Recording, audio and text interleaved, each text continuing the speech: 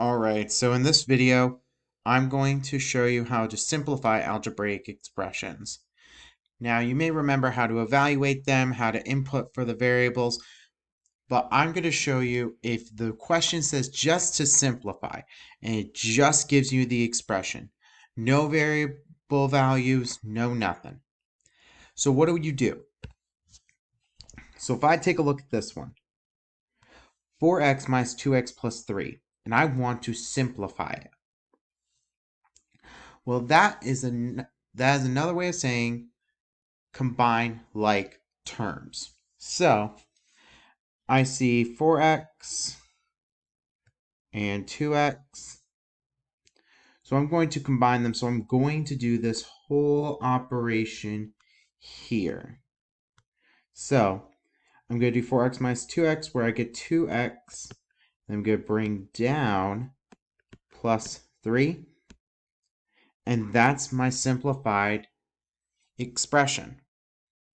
You're combining like terms. Now, if we take a look at this one over here, we have 5y plus 4x minus 3y minus x. Well, remember, we always have an invisible 1 whenever we just have that variable. So I'm going to put in my 1 just to kind of give myself a visual cue of, okay, remember, that's 1. So now I'm going to combine like terms.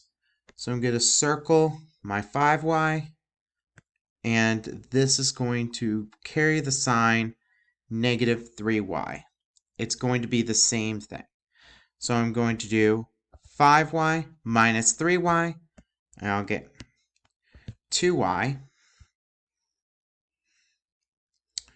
And then now I'm going to do my x's. So I have 4x minus x, so I get plus 3x.